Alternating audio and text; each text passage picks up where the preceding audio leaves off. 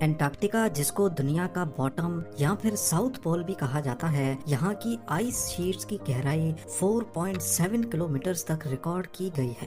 یہ اتنی گہرائی ہے جس میں برج خلیفہ جتنی 5 بلڈنگز کو ایک دوسرے کے اوپر کھڑا کیا جا سکتا ہے۔ اس برف کے اندر لاکھوں سال پرانے راز آج بھی دفن ہیں۔ سب سے پہلے ہم جانیں گے یہاں کی برف کے نیچے چھپی زندگی کے بارے میں۔ نمبر 7، 2022 میں ریسرچرز نے سیٹلائٹ امیج کی مدد سے انٹارکٹیکا میں موجود لارسن بی آئس شیلف پر ایک غیر معمولی نشان دیکھا۔ ان کو اس پر شک تو تب ہوا جب کریک جیسا دکھنے والا نشان 2021 کے بعد کی فوٹوز میں ہی دیکھا جا سکتا تھا۔ اس سے پہلے ایسا کوئی نشان وہاں موجود نہیں تھا۔ انہوں نے اس کریک کو انویسٹیگیٹ کرنے کے لیے ایک ہاٹ واٹر ڈرل کے آگے کیمرہ لگا کر یہاں سوراخ کرنا شروع کیا۔ قریب 500 میٹرز کی گہرائی پر جا کر ڈرل کو روکنا پڑ گیا، کیونکہ ڈرل پر لگے کیمرہ نے انٹارکٹیکا کے نیچے چھپی ایک عجیب دنیا کا منظر ریکارڈ کر لیا تھا۔ آئس شیلف کے بیچ ایک سیکرٹ ریور گزر رہی تھی جس میں ایک کیو کے اندر ہزاروں لاکھوں ایمفی پوڈز موجود تھے۔ ایمفی پوڈز کی یہ قسم شریمپ، جسے اکثر جھینگا بھی کہتے ہیں، اس سے کافی ملتی جلتی تھی، جو ڈرل کے آنے کی وجہ سے کافی ایکٹیو نظر آ رہی تھی۔ پر سوال یہ ہے کہ انٹارکٹیکا میں ایک ریموٹ آئس شیلف کے 500 میٹر اندر ایمفی پوڈز کہاں سے آئے اور یہ زندہ رہنے کے لیے کیا کھاتے ہوں گے؟ ایکسپرٹس کا ماننا ہے کہ سمندر میں تو جھینگے مرے ہوئے ڈی کمپوزڈ پلانٹس کھاتے ہیں۔ اس کا مطلب یہ ہوا کہ انٹارکٹیکا کی اس سیکرٹ ریور میں ضرور کبھی نہ کبھی پلانٹس بھی ہوتے ہوں گے جن کو کھا کر یہ اپنی دنیا بسائے بیٹھے ہیں۔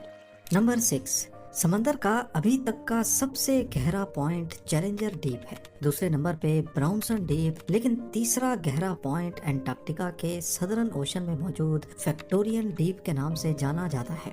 اس کو 2019 میں ڈسکور کیا گیا تھا، جس کی گہرائی 7437 میٹرز کیلکولیٹ کی گئی ہے۔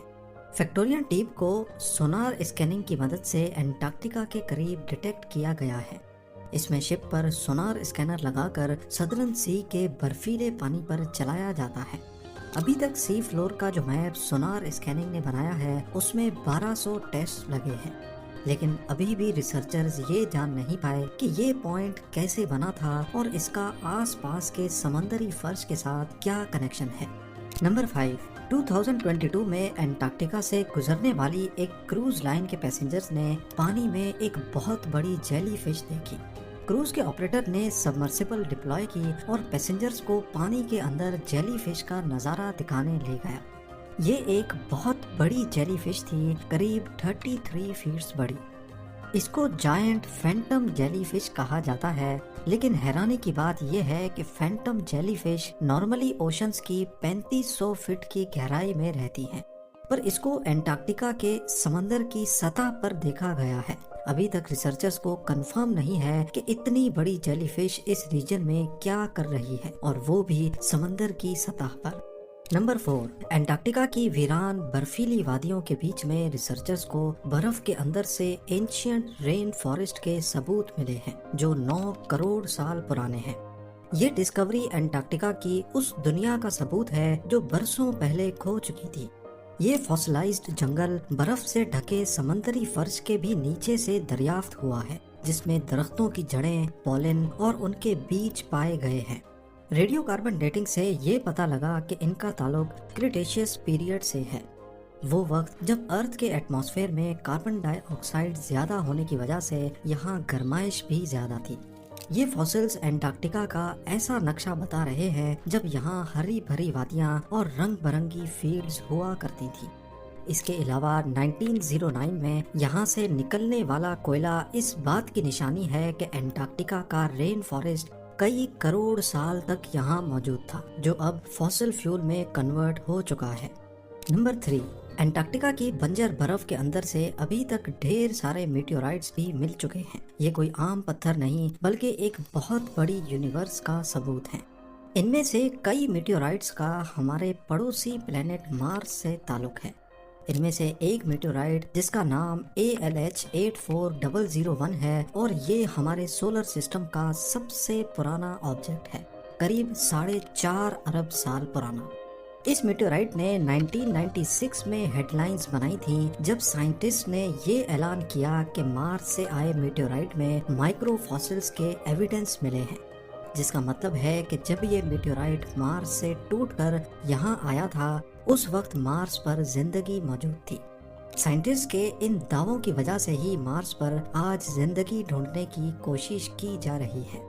اس میٹیورائٹ سے سائنٹسٹ کو موقع ملا کہ وہ مارس کے ایٹماسفیئر اور وہاں کی والکینک ایکٹیویٹی پر ریسرچ کر سکیں۔ اس میں کچھ ایسے منرلز بھی پائے گئے ہیں جو صرف پانی میں ہوتے ہیں، جو اس بات کا ثبوت ہے کہ مارس پر پہلے پانی بہت زیادہ مقدار میں بہتا تھا۔ نمبر 2، ہم میں سے اکثر لوگوں کے ذہن میں ایک سوال آتا ہے کہ سائنٹسٹ کو ارتھ کے پاسٹ ایٹماسفیئر کے بارے میں اتنا ایکوریٹلی کیسے پتا چلتا ہے۔ یہ راز بھی انٹارکٹیکا کی برف کے اندر اینشینٹ آئس کیوبز میں موجود ہے۔ یہاں پچھلے ہزاروں نہیں لاکھوں سالوں سے برف میلٹ نہیں ہوئی، جس کا مطلب ہے کہ ان کے اندر اس وقت کے ایٹماسفیئر کے ایئر ببلز آج تک پریزروڈ ہیں۔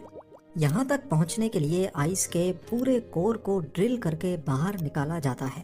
جتنا گہرا کور باہر نکالا جائے گا اتنا ہی ٹائم میں پیچھے جانا آسان ہوگا۔ برف کی ہر لیئر کے اندر موجود ایئر ببلز ہر ایک سال کی ایٹماسفیرک کنڈیشنز کو محفوظ رکھ کر بیٹھے ہیں۔ یہ اینشینٹ ایئر کے ببلز ہیں جن کو ہزاروں لاکھوں سالوں سے کبھی ڈسٹرب نہیں کیا گیا۔ ان میں موجود مختلف گیسز پر اسٹڈی کر کے سائنٹسٹ ارتھ کے قدیم دور کی ایک جھلک کو دوبارہ سے پینٹ کرنے میں کامیاب ہوئے ہیں۔ 10 لاکھ سال پہلے بنا یہ آئس کور اس وقت کا ہے جب ارتھ کا کلائمیٹ سائیکل 40,000 ایئرز بعد چینج ہوتا تھا۔ اس کے بعد یہ سائیکل 1 لاکھ سالوں کے بعد بدلنے لگا، جو ابھی تک چلتا آ رہا ہے۔ ان آئس کورز کی مدد سے ارتھ کا فیوچر کلائمیٹ بھی پریڈکٹ کرنا بہت آسان ہو گیا ہے، جیسے ہر 1000 سالوں کے بعد کون سے طوفان اور سیلاب دنیا میں آتے رہے ہیں، اور ان کو اب اگلی بار کب آنا ہے یہ ساری پریڈکشن ان آئس کورز کی مدد سے ہی کی جاتی ہے۔ اور اب نمبر 1، 1950 میں انٹارکٹیکا کی آئس شیٹس کے نیچے ایک بہت بڑی ماؤنٹین رینج ڈسکور کی جا چکی ہے، جس کو گیمبرٹسیف ماؤنٹین رینج کہا جاتا ہے۔ 1200 کلومیٹر تک پھیلی ہوئی اس ماؤنٹین رینج کے پہاڑ 3000 میٹرز تک اونچے ہیں، پر حیرانی کی بات یہ ہے کہ یہ پہاڑ دنیا میں موجود دوسرے پہاڑوں سے کافی الگ ہیں۔ نارملی جس ایریا میں یہ پہاڑ موجود ہیں ان کو بہت پرانا ہونا چاہیے، لیکن ان کی بناوٹ بتا رہی ہے کہ یہ اتنے پرانے نہیں ہیں۔ برف کے کئی کلومیٹر نیچے ان کی موجودگی بھی سائنسدانوں کو پریشان کیے ہوئے ہے، کیونکہ پہاڑ زیادہ تر ٹیکٹونک پلیٹس کی موومنٹ سے بنتے ہیں، لیکن انٹارکٹیکا میں ایسی کوئی موومنٹ نہیں ہوتی، جس کا مطلب یہ ہوا کہ یہ پہاڑ زمین کے اندر موجود میگما کے ابلنے کی وجہ سے ابھرے ہیں، لیکن ابھی تک اس بات کا سائنسدانوں کے پاس کوئی ثبوت نہیں۔